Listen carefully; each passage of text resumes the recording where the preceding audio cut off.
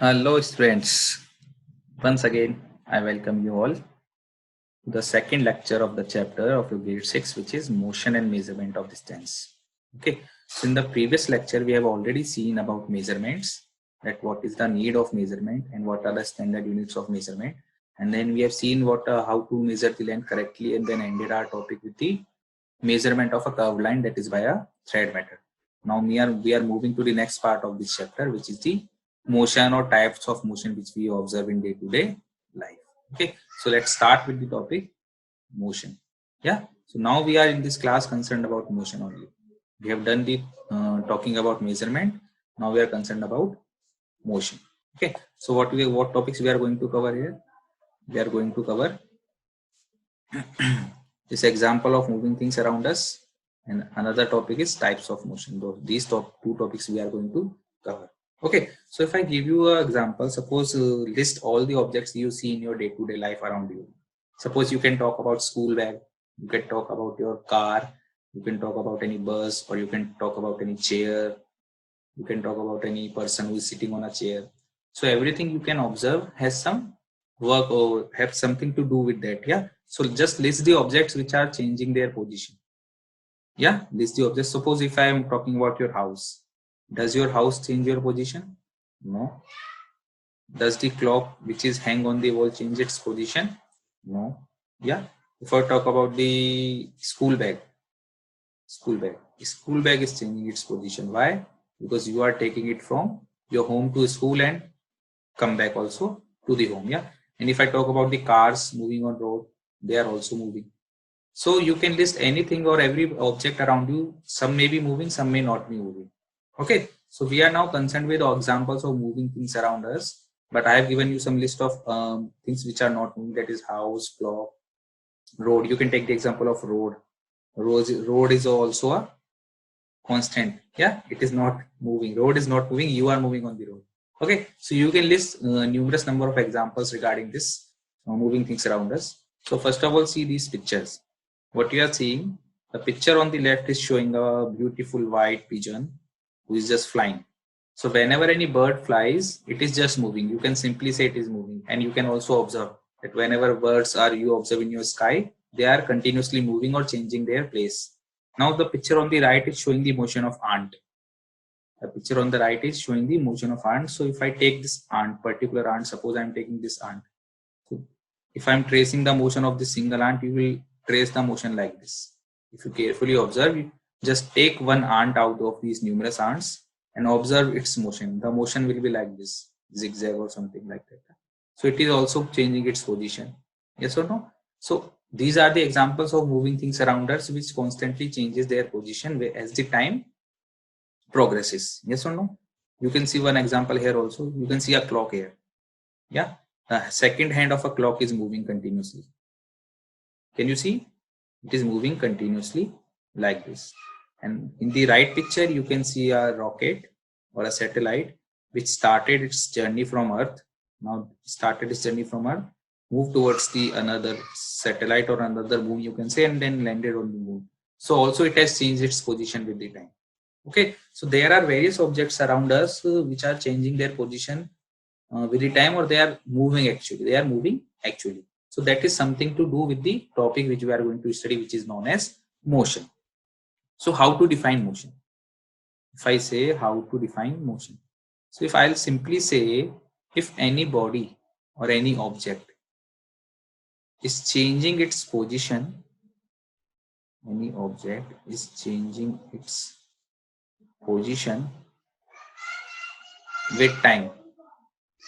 So as the time progresses, if the object is changing its position with time, then that object is said to be in motion. Then that object is said to be in motion basically. Okay. So whenever any object changes its position with respect to time, it is said to be in motion. Position can be changed by several ways. Suppose I am talking about a car. Suppose a car is moving on a road. Car is moving on a road. Suppose at a particular time it is at a position like this. So it is at a position A. Now after some time, as it is traveling towards right, it will be present somewhat here after some time. Yes or no? Suppose it is B. After another interval of time, it will be somewhat here. Yes or no? It will be somewhat here. So it is constantly changing its position with the time. So we will say the car is in motion. Okay. So if I talk about clock, does the clock changing its position? No. So we can't say the clock is in motion. We can't say the clock is in motion. So clock is not in motion because it is constantly hanging on the wall of your homes and it is not changing its position. But what about the seconds hand if you carefully observe?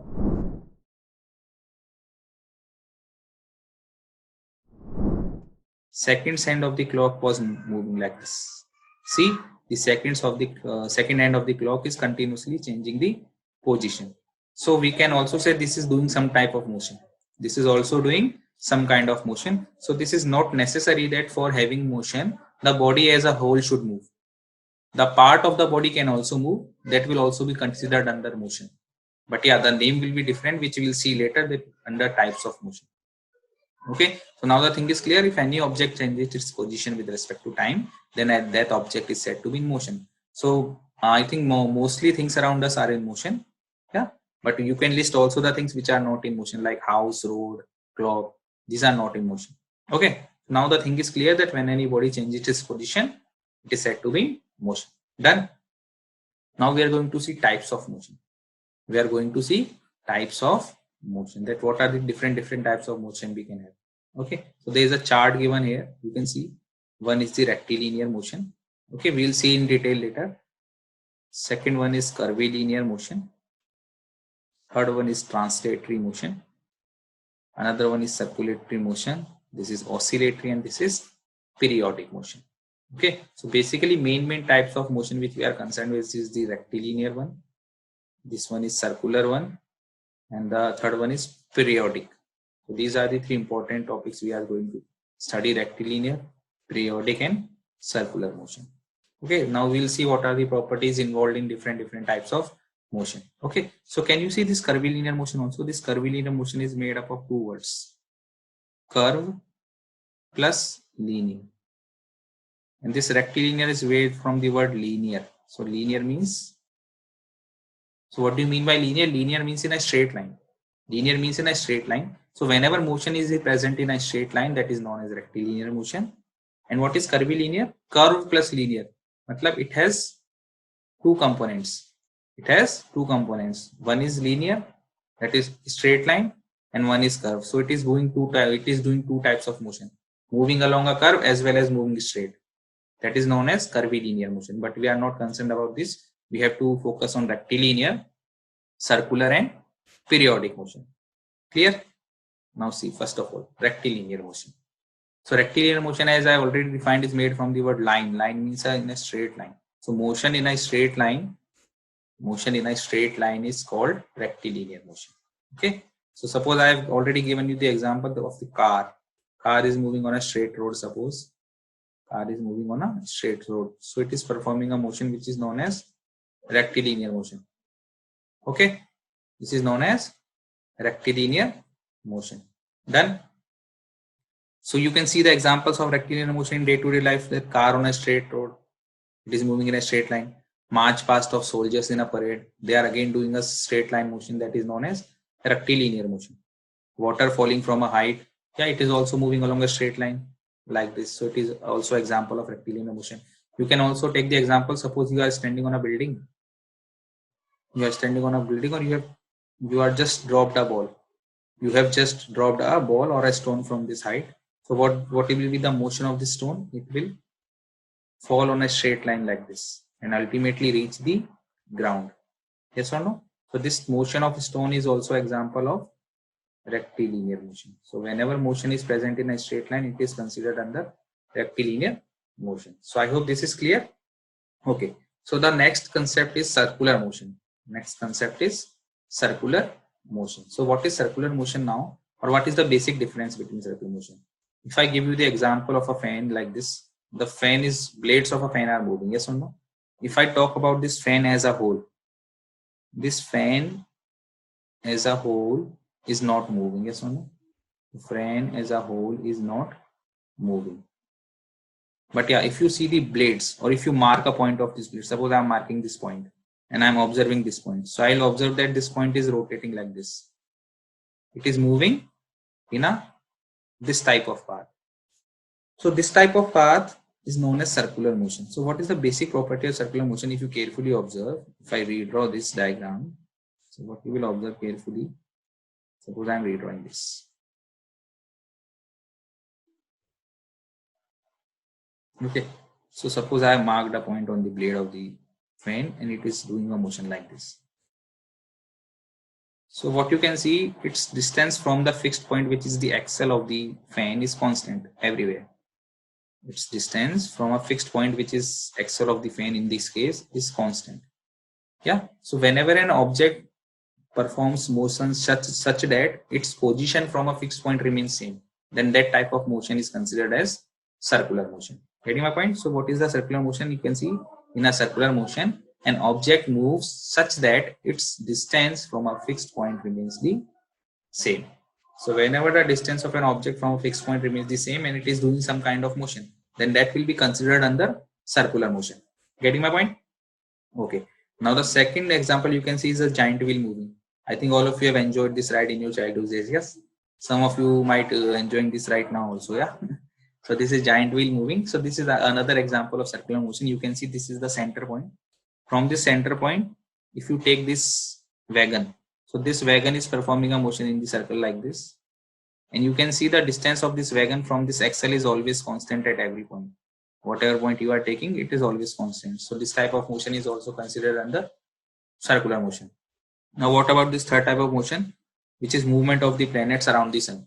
This you can't observe easily. Yeah? This we can't observe easily, obviously, because this is space related issues. Yeah. So movement of the planets around the sun is also example of circular motion, in which sun is at the center. Sun is at the centers and planets are revolving around the sun in circular orbits or kind of circular orbits. Such like that their distance from the sun is constant every time during their revolution around the sun. So that's why we are considering it as a circular motion. So what is circular motion? If you have to define that, in circular motion or in any motion, if the distance of that object is constant from a fixed point, then that type of motion is known as circular motion. If I talk about the second hand of a clock, which you were observing there, if I take back you here, in this case,